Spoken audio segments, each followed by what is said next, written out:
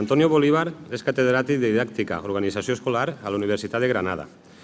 Ha treballat en els camps de l'educació com a director o membre d'equip en una vintena de projectes d'investigació i ha publicat una trentena de llibres i més d'un centenar d'articles i capítols de llibres, referits tots ells a les següents línies de treball: investigació moral de la ciutadania, assessorament curricular i formació del professorat, innovació i desenvolupament del currículum, desenvolupament organitzatiu i investigació biogràfic-narrativa.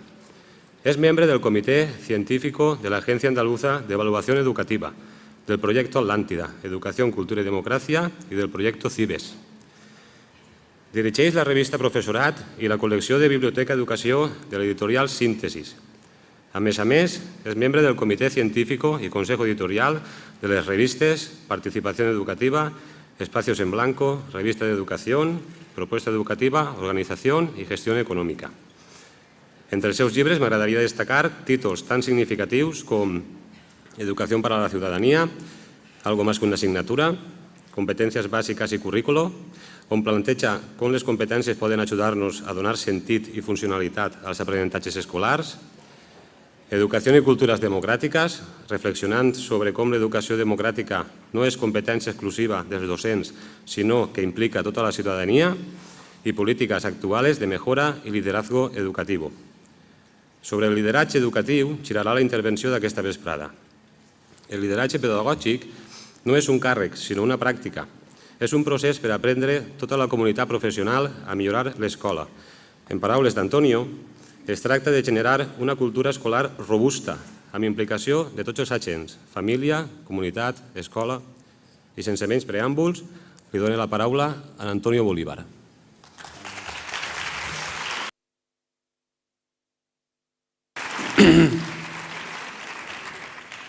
Gracias, Josep. Agradezco la invitación para participar en este congreso, precisamente en este momento en el que también simboliza, como hemos visto, un cambio en la política educativa valenciana. Y me encuentro, por otra parte, muy a gusto aquí. En su momento yo estudié en la Universidad de Valencia Filosofía y Pedagogía e incluso fui profesor agregado en el San Vicente Ferrer. Y voy a plantear un conjunto de cuestiones, esas dos que aparecen, que creo que son puntos débiles, déficits en nuestro sistema educativo y que, por así decirlo, muchas reformas hemos tenido, pero casi ninguna ha tocado, y que a nivel internacional también quiero convencer de que por aquí se mueven algunas de las líneas más poderosas que además contribuyen a empoderar a los centros y a los profesores, ¿no?, frente a todas estas cambiantes políticas que lo que han hecho ha sido desprofesionalizar al personal, porque al final lo que había que hacer era lo que se decía desde arriba, más que desde lo que la propia práctica profesional se estaba mostrando. Voy a decir muchas cosas y quiero reservar un espacio dentro de lo que quepa largo de diálogo, y entonces de esa perspectiva me voy a servir pasando muy de continuo, pero entre el discurso y lo que voy pasando de transparencia se vayan apoyando mutuamente y podamos tener en un espacio relativamente breve de tiempo del que dispongo para plantear lo que quiero plantear, ¿no? En principio, en las políticas de mejora a nivel general, y no siempre en España lo hemos compartido, no bastan, ahí señalaba, buenos diseños, porque la mejora no puede provenir solo de prescripciones externas. A veces en España oímos, claro, se nos ha hecho depender, a ver si cambia la LOMCE, ya, bueno, puede cambiar para muchas cosas, pero para el modo como tú debes enseñar las matemáticas, o los alumnos, o tratar, o tal, eso no te lo va a resolver ninguna reforma educativa, ¿no? Está más que demostrado. Ha habido un fracaso de las reformas desde arriba a abajo, ¿no?, para transformar, como ahora señalaba, el núcleo duro de la educación que se juega en el cada día, cómo trabajan enseñan los profesores y aprenden los alumnos, ¿no? Estas estrategias conservadoras de los gobiernos de los años 80, que curiosamente ahora en España, después de los 80, se han vuelto a resucitar, ¿no? Ya está demostrado que tuvieron poco impacto en los niveles de consecución de los alumnos, como ahí señalaba, y en fin, desde estas coordenadas, y va a ser el paso que va a dar a lo que quiero situar, ha habido una pérdida de confianza en los cambios planificados externamente, porque no han servido, como antes decía, para mejorar la educación, y en cierta medida, si desde arriba no, hay que apostar desde abajo, ¿no?, para construir la capacidad interna de mejora en cada centro, en cada escuela, lo que no quiere decir que la política educativa no tenga ningún papel, es que ella no prescribe, sino que, por decirlo así, crea el caldo de cultivo, como muchas veces reclaman los profesores. Lo que queremos al menos es que aquellas iniciativas que tenemos se vean apoyadas o al menos no obstaculizadas, ¿no? Desde esa perspectiva, actualmente se tiende, en vez de un cambio gestionado del que estamos tan acostumbrados y por cierta medida hastiados en España, a crear esa capacidad de cambio, justamente porque si no cabe esperarlo de reformas educativas externas, ¿no?, en la escuela, cada centro escolar, la unidad básica del cambio y de la mejora, un cambio y la mejora que se focaliza también, a veces lo olvidamos, en la calidad de la enseñanza que se ofrece y en el aprendizaje que se ejecuta en cada una de las aulas. Por eso lo que importa sobre todo es la capacidad, ahora vamos a ir dando paso en esta dirección, la capacidad interna de la escuela para mejorar, que además es lo que hará sostenible el cambio, ¿no? El cambio desde fuera, ya lo estamos viendo, como es cambiante, ¿no? Pero lo que nos importa es aquello que sea sostenible a lo largo del tiempo. En el fondo podríamos decir, bueno, así de modo simplista, cómo podemos mejorar la educación, y ese de modo simplista podríamos decir había dos formas, que además han tenido realidad, o presionando desde arriba o promoviendo desde abajo, ¿no? Presionando desde arriba, como ahí señalaba, pues sería mediante control de resultados, no en vano un punto central de la LOMCE en la resurrección de esas políticas fracasadas de los años 80 son las evaluaciones externas, ¿no? No de los centros, sino externas de la administración, y la comparación y competición entre unas escuelas y otras, mediante ese rendimiento de cuentas, o, por otra parte, el compromiso, promover el compromiso, la implicación desde abajo, y ahí es donde se va a situar esta línea de construir capacidades de la escuela, ¿no?, para mejorar la educación. Ambas líneas, por una parte, se oponen, si presionan mucho de arriba, anulan las iniciativas que pueda haber desde abajo, ¿no? Pero por otra, no puedes cifrarlo todo, todas las escuelas, todos los centros del País Valenciano, a que mejoren internamente desde abajo, ¿no? En cierta medida, cuando no haya mejora desde abajo, tendrá que haber algún tipo de presión que no obstaculice desde arriba. Desde esta perspectiva, entonces, se podría señalar como dos tipos de dinámica para la mejora: la presión desde fuera, que antes decía no genera la mejora interna, ¿no? Pero tampoco, como ahora acababa de decir, cabe confiar enteramente en el compromiso por sí mismo, porque no lo podemos presuponer en todas las escuelas, en todos los centros, en todo el profesorado.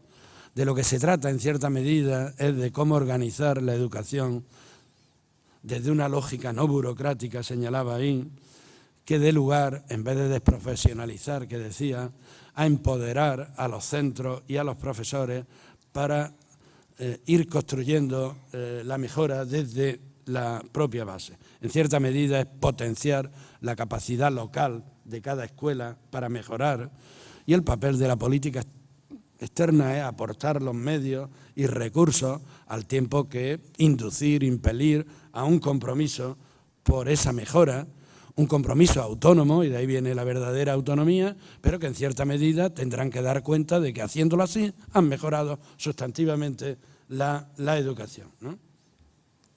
Por eso yo creo nos encontramos también aquí en el verdadero problema, o la verdadera cuestión es qué podemos hacer señalaba ahí, ahora, para dinamizar los centros escolares. Por aquí voy a ir, estoy situando el marco en el que me voy a mover para luego discutirlo, de modo que se pueda garantizar el éxito educativo para todos los alumnos, ¿no? Un déficit grave de nuestro sistema, incrementando los resultados, más allá de confiar en el propio voluntarismo del profesorado, y desde esa perspectiva, cómo podemos combinar determinadas estrategias de arriba abajo en un nuevo sentido de apoyo, de recursos, de inducir a una responsabilidad por lo que se hace y por los resultados y por la mejora que se obtiene, ¿no? Con la implicación profesional, el compromiso con lo público, ¿no? Y todo ello con esa dimensión de promover el aprendizaje, los resultados, la mejora de todos los alumnos y la equidad, ¿no? Porque también hay que decirlo, una verdadera educación democrática es la que garantiza a todo ciudadano su derecho a la educación, que no es su derecho a la escolarización, sino que es su derecho a tener adquiridas todo aquel conjunto de competencias básicas que se consideren indispensables, ¿no? Y desde esa perspectiva todo centro tiene que lograrlo, ¿no? Cuando una persona, y tanto hemos tenido, va buscando un trabajo, bueno, ahora hemos tenido el paro, pero ¿tiene el título de graduado? No, no lo tengo. Pues entonces ni siquiera nos deja el currículum. ¿Él es el culpable de esa situación o es el sistema público el que en ese nivel básico se lo tenía que haber garantizado, ¿no? Desde esa perspectiva, esa escuela, por las razones que sea, no ha logrado ser equitativa ni democrática, ¿no? Eso también hay que señalarlo. En fin, cómo fortalecer la estructura interna de cada escuela centrada en la mejora de la educación y de los aprendizajes. Y desde esas coordenadas, las líneas generales, que las vamos ahora a tratar de inducir aquí, pero por las que se mueve la educación, muy contrarias a las que ha pretendido esta última reforma fuera de tiempo y de lugar, y no solo porque sea conservadora, sino por eso mismo, porque está fuera de tiempo y de lugar, en algunas perspectivas de las más importantes acerca de la educación, este libro sobre lecciones de Finlandia, qué puede aprender el mundo de Finlandia. Yo alguna vez decía, se lo podíamos regalar al ministro y a la secretaria para que lo leyeran, tanto que nos hablan de Finlandia, una locura, ¿no? Porque España es España y Finlandia es Finlandia, la misma Andalucía es mucho más grande que Finlandia, ¿no? Pero en fin, si queréis aprender, y es lo contrario a vosotros, ¿no? Justamente, ¿no? Desde esa perspectiva, o este otro de uno de los grandes, Andy Hargreaves, pues ellos señalan que hay dos modos en general en políticas educativas de mejorar la educación. Uno, que llaman un movimiento global de reforma educativa, este movimiento heredado de ese conservador de los 80 que cree, y que antes decía yo, presión desde arriba, veis, no vamos a entrar en lo internamente, la competición, la enseñanza estandarizada, eso que dicen estándares de aprendizaje evaluables, por ahí va, ¿no? Y lo han tomado el término, y el rendimiento de cuentas basado en pruebas externas, en test, ¿no? Test que en la primaria o en la secundaria estaba en 250 o 300 preguntas y decían que evaluaban competencias, como haciéndonos creer a todo el mundo tonto que las competencias se puedan evaluar con 250 preguntas en una sesión, ¿no? Frente a la perspectiva, dice, de otra vía, de alternativa, que él llama, Pasi Salver, la vía finlandesa, que es promover la colaboración, ¿no? La personalización en el aprendizaje, solo puede sacar a todo alumno, ¿no? Tomándolo como es. Y desde esa perspectiva es la que viene la personalización. Cuando se hace una estandarización, algunos no llegan, o muchos no llegan, y sabemos los que no llegan principalmente, según el medio donde proceda, quedan excluidos, ¿no? Y de ahí la oposición a cualquier tipo de estandarización. Y la responsabilidad sí, y más en centros públicos, ¿no? Pero una responsabilidad no porque te amenazo, sino basado en la confianza. Y cuando me muestras que no puedo confiar en ti, pues entonces cuando tomaré algún tipo de medida, de decir esto no puede seguir de esta manera, ¿no? Desde esa coordenada. Ha faltado mucha desconfianza en nuestro sistema educativo, ¿no?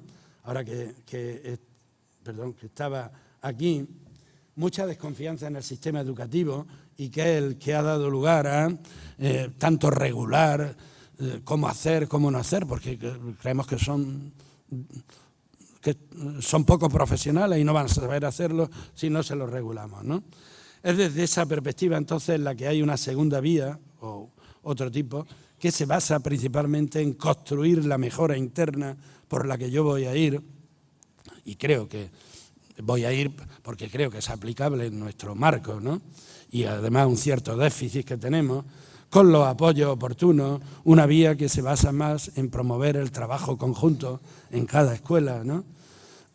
La interdependencia en el trabajo conjunto, la visión y normas compartidas, la colegialidad en el trabajo o la participación, ¿no? Desde esa perspectiva se trata de cómo crear oportunidades para el cambio a nivel local, que en cierta medida viene a recoger dimensiones que en los movimientos de renovación y otras pues lo hemos tenido, ¿no? En fin, un tipo de dinámicas más laterales de lado, ¿no? Que de arriba abajo y más autónomas, ¿no? No obstante, como antes también señalaba, en un equilibrio siempre inestable, como señalaba la figura, ¿no? Porque según el grado de desarrollo de cada escuela, aquel que va bien y que ya está haciendo lo que tiene es que apoyarlo, ¿no? Aquel que o aquella escuela que tiene determinados problemas y que arrastra determinadas historias, pues entonces también, digo, no hay una estrategia universal, sino modos diferenciales, ¿no? Pero en fin, en cierta medida, de un cambio gestionado, como estamos aquí hechos, y hechos en cierta medida en España, no solo por el lado conservador, extremo, pero también por el otro, ¿no? El tipo de regulación a niveles increíbles a construir capacidades, ¿no? Como dice una de las grandes en educación, además muy preocupada por el mundo negro en Estados Unidos, Linda Darling Hammond, dice: el cambio en el siglo XXI es crear escuelas que aseguren a todos los estudiantes en todos los lugares, ¿no? En todas las escuelas, en algunas escuelas ya se les asegura, ¿no? Y para algunos también, un genuino derecho a la educación o a aprender, que dice ella en ese sentido que yo decía. Y para eso dice, y qué bueno esto en nuestro contexto, ¿no? A mi modo de ver, esta tarea supondrá cambiar los afanes de los políticos y de los administradores, obsesionados en diseñar controles, por otros que se centren en desarrollar capacidades de las escuelas y de los profesores para que sean responsables del aprendizaje y tomen en cuenta las necesidades de los estudiantes y las preocupaciones de la comunidad. Solo podemos tener unos buenos centros y unas buenas escuelas si realmente los inducimos a que lo sean y no solo a que en cada momento cumplan burocráticamente aquello que, por lo demás cambiante, se les prescribe, ¿no? Desde esa perspectiva es desde la que se trata de cómo hacer de la escuela o de cómo promover la capacidad de aprendizaje de la escuela, haciendo de ellas unas organizaciones para el aprendizaje.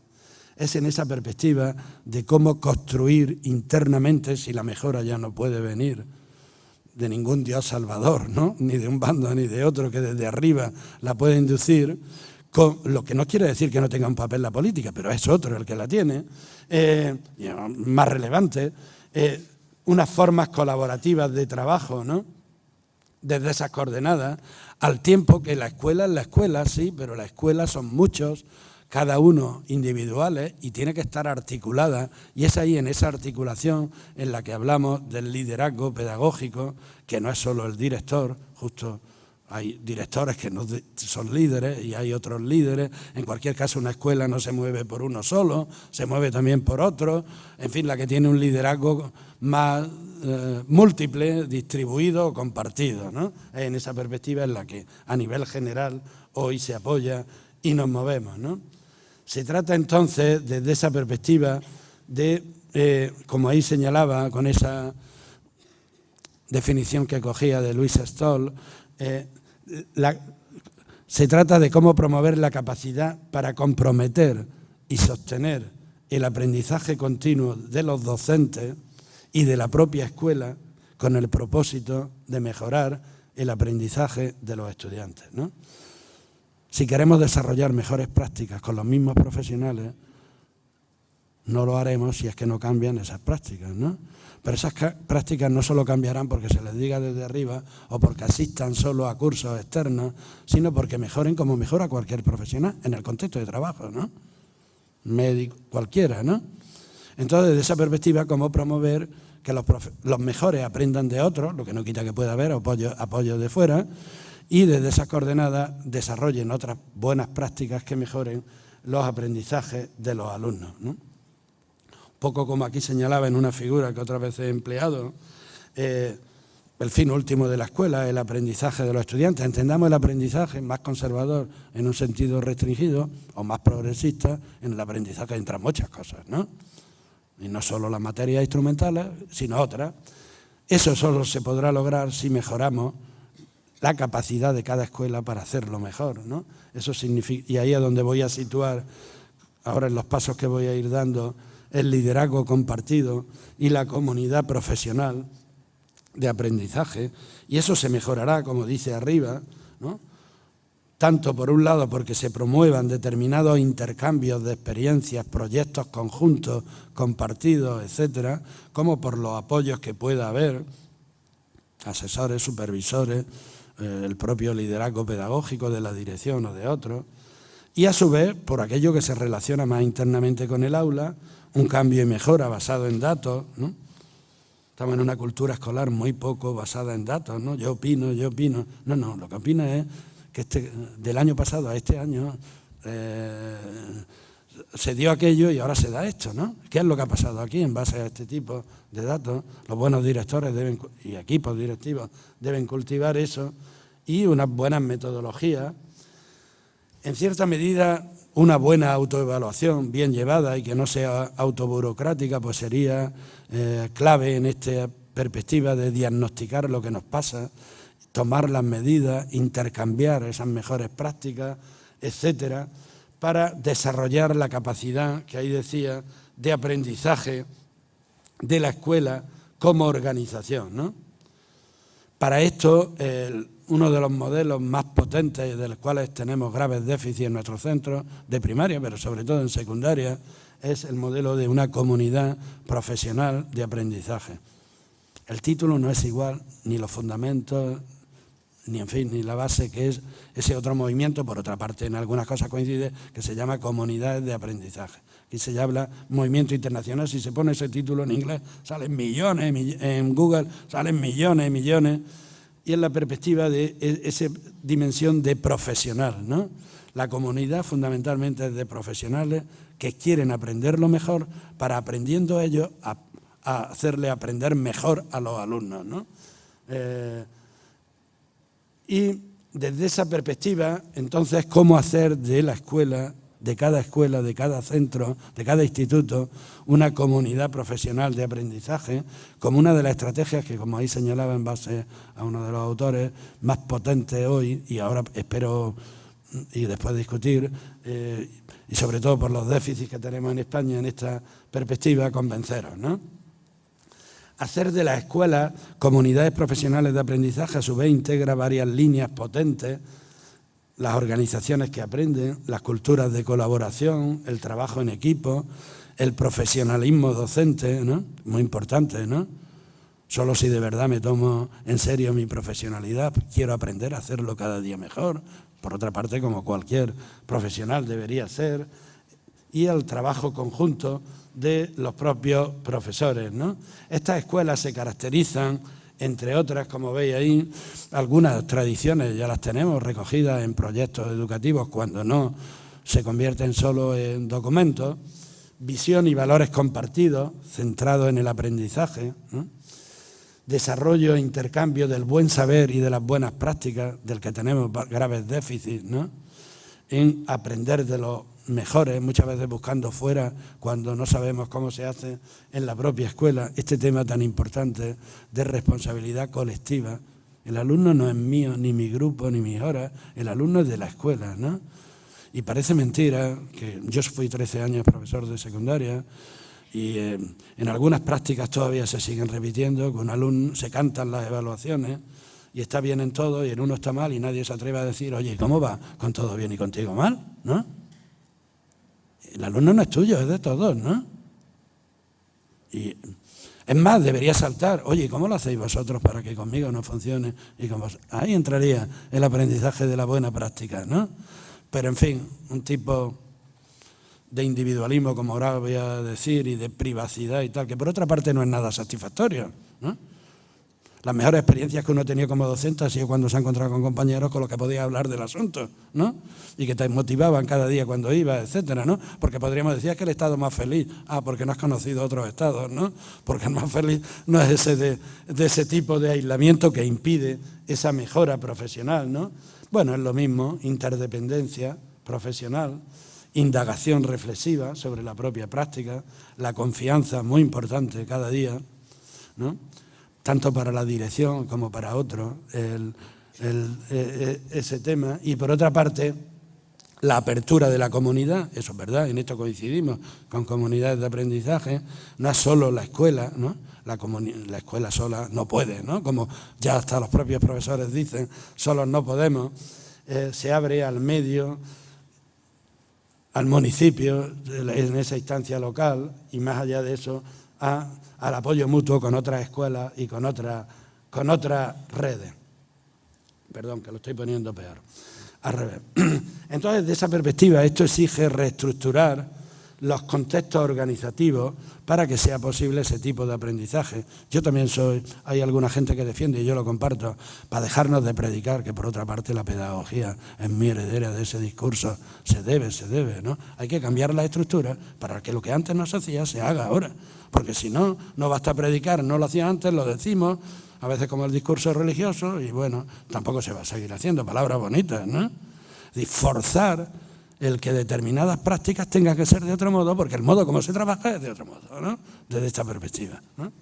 Y como antes decía, teníamos graves déficits en la organización de los centros que muy brevemente voy a señalar en esto. Qué lejos estamos de esa perspectiva.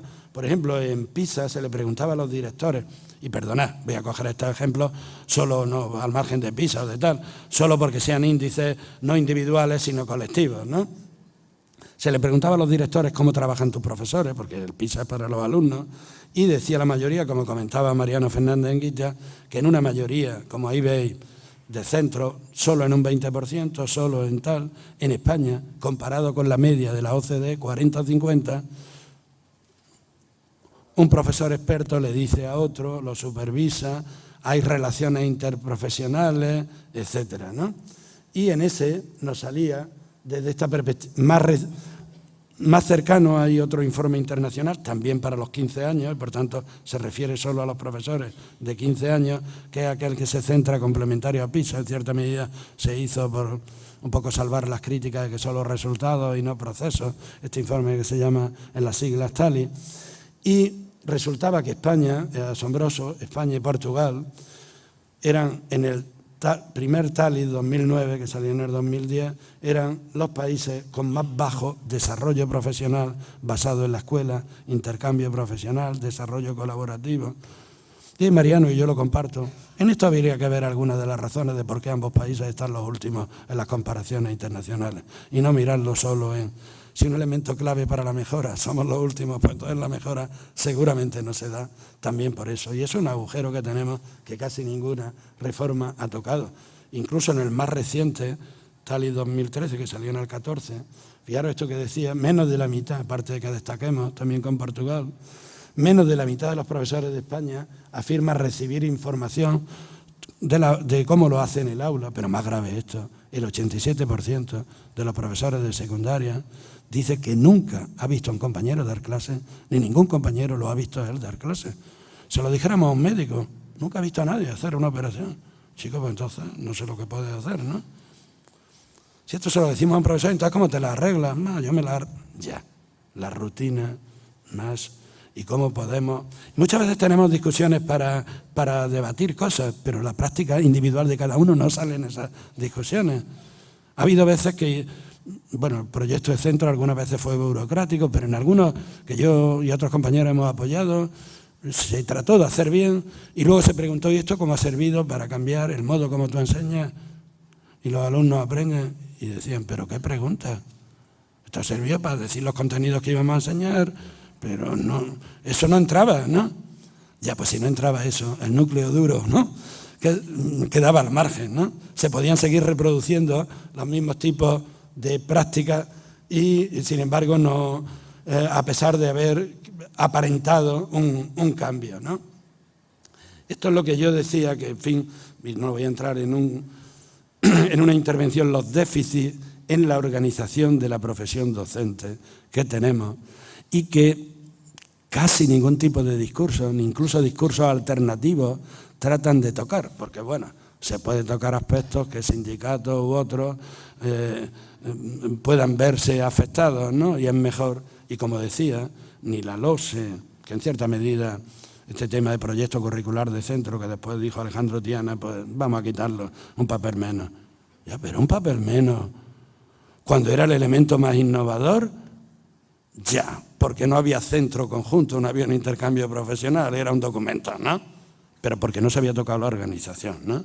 Ya, bueno, no quiero entrar en eso, pero Marchesi se dio cuenta en el año 95 y quiso hacer aquello de la LOPES para tocar un poquito la organización, porque era imposible la LOSE sin entrar en ese tipo de organización, sin reformar algunos aspectos, pero bueno, ya fue la etapa final que no se pudo hacer nada, ¿no? Entonces, desde esa perspectiva, y ahora voy a entrar en esto, se precisa articular la escuela, ¿no? con ese individualismo, privacidad, etcétera, con unos modos más horizontales, que sería este tema que hablo de liderazgo educativo y proyecto conjunto o comunidad profesional, ¿no? Como esos graves déficits que tenemos, ¿no? Y desde esas coordenadas tomar el propio proyecto educativo como un marco o plataforma para dar coherencia a las acciones individuales, ¿no? Más allá de un documento burocrático, ¿no? Como algo que hay que construir. El proyecto de centro así se comenzó, hay que entregarlo el 12 de octubre, perdona. Se podía decir, hasta dentro de 2 años no lo puedo hacer, pero te vas a revelar.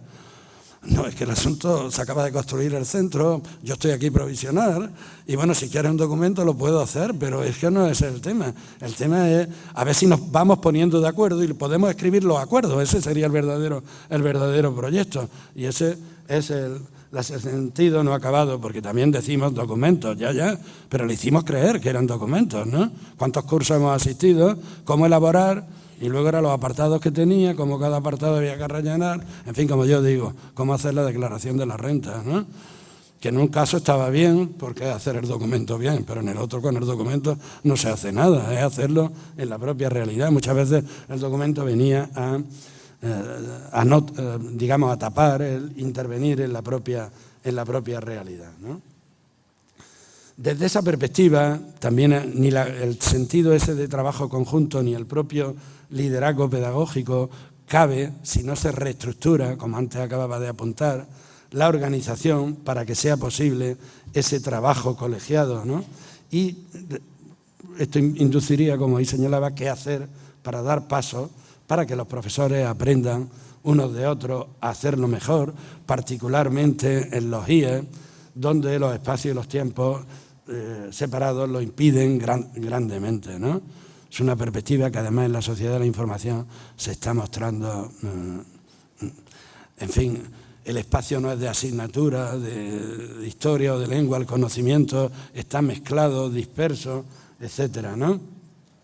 Decía un director catalán, bueno, hace unos años que se jubiló, haciendo una comparación, cómo ese era un horario, bueno, decía, el horario que tenía él en quinto de bachillerato, en el curso 69-70, ponía el horario y así decía, sí, ese horario de cuadrícula era el que era la foto del curso, ¿no? El que en ese curso 69-70 se tenía. Pero esa cuadrícula la vemos muchos días en las carpetas que llevan los alumnos pegadas, ¿no? Y esa cuadrícula no es la cuadrícula, es la que estructura el tiempo y el espacio escolar. Y luego decimos que colaboren los profesores, ya, pero está el espacio partido, ¿no? Y no hay forma para colaborar, ¿no? Que precisamente la LOMCE viene a volverlo a niveles increíbles, ¿no? Partiendo las materias hasta conocimiento del medio en primaria, ¿no? Por eso ya no es solo conservador o no, el tema es que está fuera de lugar. Y que bueno, ya estamos viendo cómo hay signos fuera, evidentes, pero también aquí, eso que salió de cómo los jesuitas de Barcelona eliminaban la asignatura, o cómo Finlandia últimamente, ese país a imitar, más allá del asunto de imitar, pues estaba rompiendo en función de trabajo en proyectos, de trabajo en temas, etcétera, en lo que se estructura el tiempo y el espacio escolar, Pero no es solo eso, es que cuando se estructura así hay que colaborar porque estamos dos, ¿no?, con los mismos alumnos, y entonces tenemos que partirnos y ver cómo tú lo haces, o yo ponerme en aquel, aprender de ti, porque si no la colaboración es palabra bonita, no, pero hay que haber una estructura en la que sea posible esa colaboración interprofesional, más que posible, esté forzado el colaborar, ¿no?, desde esas coordenadas. Y desde esa perspectiva, pues bueno, ahí decía el capital profesional que tenemos, los conocimientos, en fin, que tienen nuestros profesores es importante, pero ese, como en cualquier otra institución, hospital o cualquier otro medio, se puede ver incrementado si incrementamos las relaciones sociales dentro del centro y también apoyo desde fuera, como sería el capital social de la escuela, ¿no?, desde esta perspectiva. El cambio, entonces, lleva a centrarse en cómo hacer mejor el capital profesional de mi escuela, y eso solo lo haré si, en principio, refuerzo el que se pueda aprender mejor a ser mejor profesional en el propio contexto de trabajo, ¿no? Que en esto diríamos, eso no es nada novedoso, cualquier profesional es así, ¿no? Médico va a un banco, se pone a hacerte algo, no sabe, se levanta, va y le pregunta al otro y decimos que incapaz es, ¿no?, lo normal, ¿no? Justo por eso crece como profesional, ¿no? En cierta medida.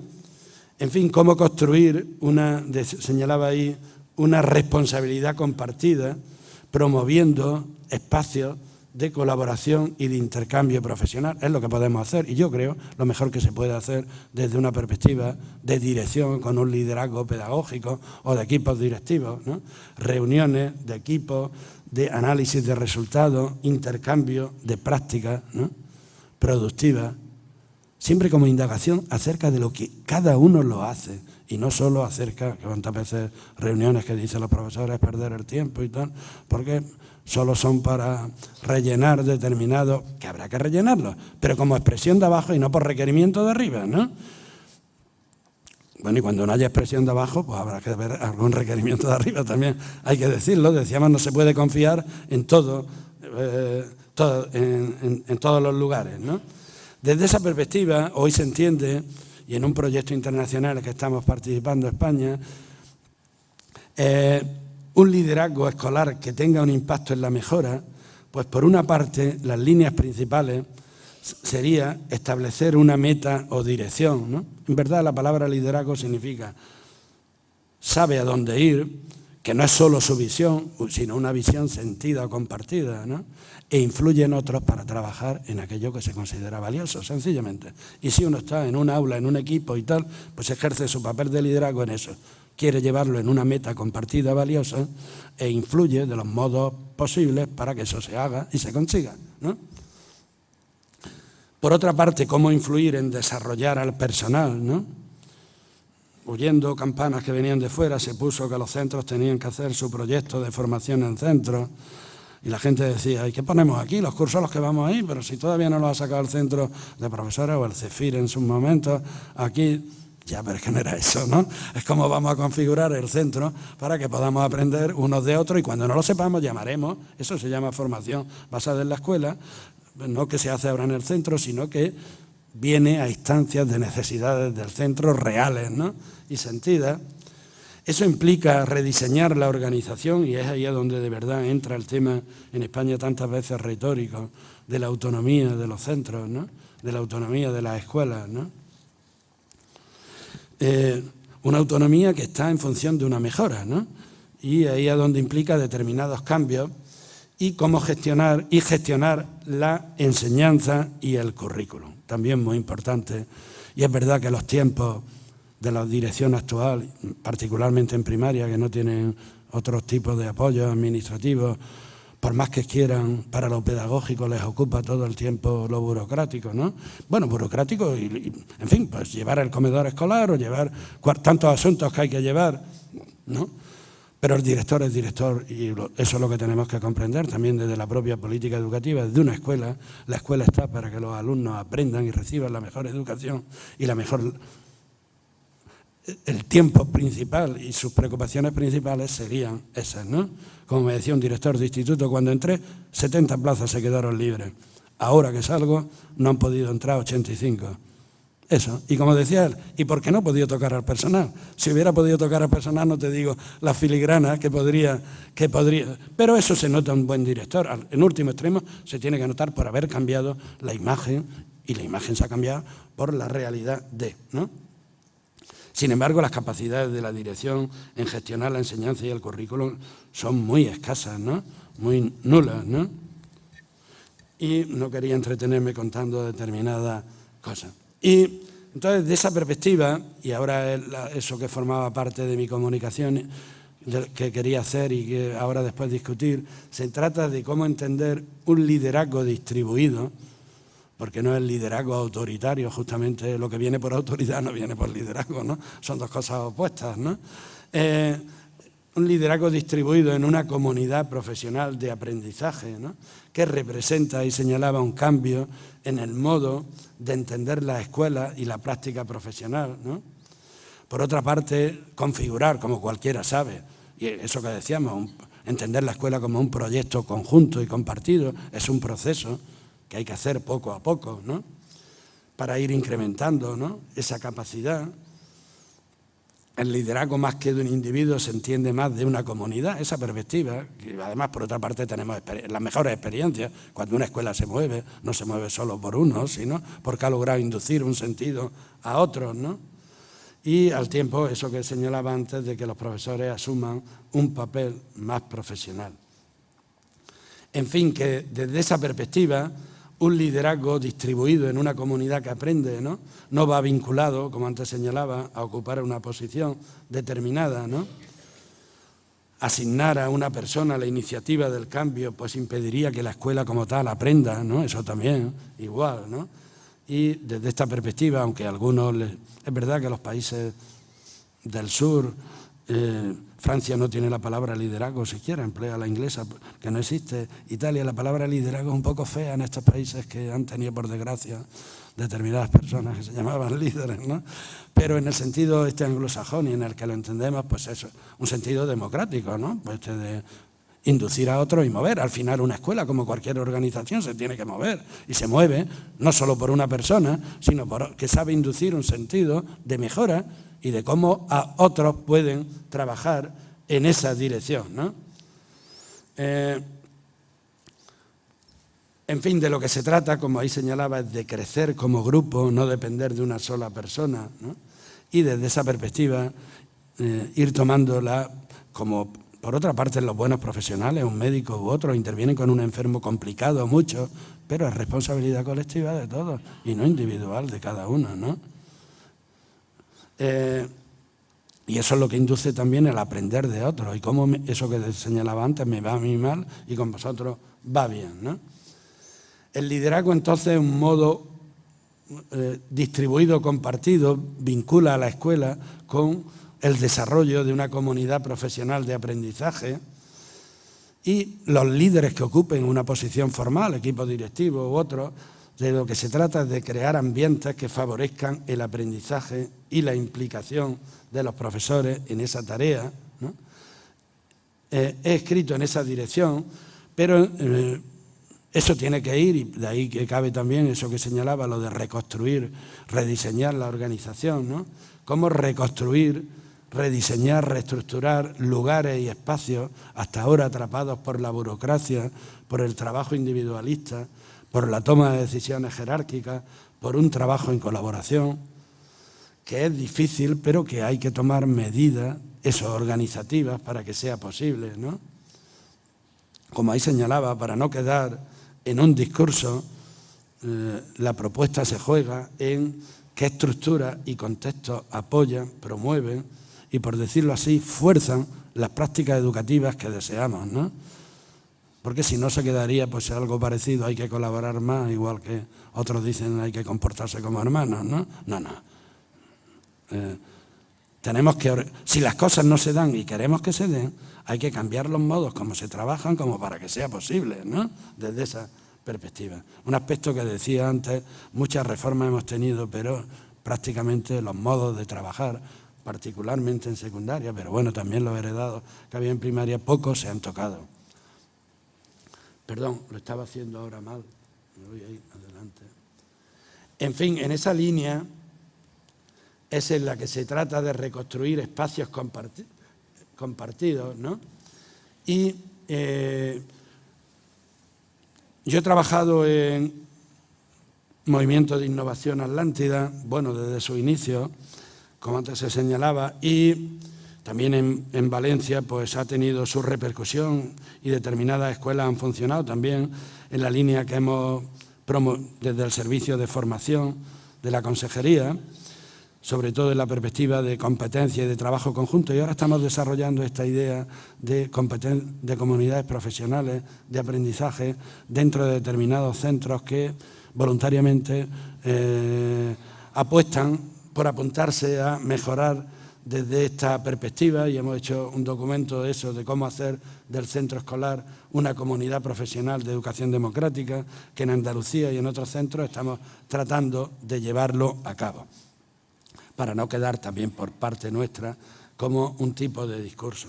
Ahí señalaba yo que eso implica, como antes he señalado también, pero en fin ahora quiero finalmente resaltar, paralelamente esto toca otras dimensiones, ¿no?, que son las condiciones de trabajo del profesorado, ¿no?, en otro tipo de condiciones organizativas, ¿no? Porque si no se quedará como una buena idea transferida de los contextos anglosajones que llega pronto a agotarse si no se reestructuran con coherencia otras dimensiones de esa estructura de las escuelas necesarias para que tenga lugar. Si no, como decía un colega portugués crítico, no será otra vez una búsqueda de un unicornio de la mejora, y cuando se agote iremos, eso ha pasado mucho, ¿no?, iremos a otra nueva moda que venga, ¿no? El tema se trata, y esto vamos a discutir después, si de verdad eso es un déficit y si ese déficit de verdad es relevante para lo que queremos, ¿no? Y no solo porque haya una corriente mundial en esa dirección. En uno de terminar, para reservar media hora para el diálogo, en uno de los libros recientes que lo ha publicado ahora Morata, de dos grandes de la educación, de los dos más grandes, Michael Fullan y Andy Hargrave, lo titulan con el título Capital Profesional, poco para hacerlo atractivo, pero me importaba, por eso ponía el inglés, porque pone por debajo transformar la enseñanza en cada escuela, en fin, en toda escuela, ¿no? Viene a decir, ¿cómo mejorar la educación de toda escuela?, ¿no? Habría una fórmula, pues la fórmula va, dice, y de ahí lo titulan, mejorar el capital de cada escuela, el capital profesional, es decir, los docentes que tenemos. Dice, el capital profesional de buenos docentes, señalaba yo ahí como resumen, trabajando, que quiero también ser resumen de lo mío, trabajando juntos en cada escuela, juntos en cada escuela, es el principal activo para transformar la enseñanza. Los líderes potencian el capital social, que es entonces el que puedan aprender unos de otros, dentro y de fuera, ¿no?, con el barrio, con la comunidad, con otros que vengan como asesores o de otro tipo, mediante un trabajo en equipo y de apoyo de comunidad. Esa es lo que hoy entendemos como una de las líneas prometedoras de la mejora. Bien, pues con eso quiero terminar yo por mi parte mi exposición, y ahora es el momento del diálogo, del debate. Muchas gracias.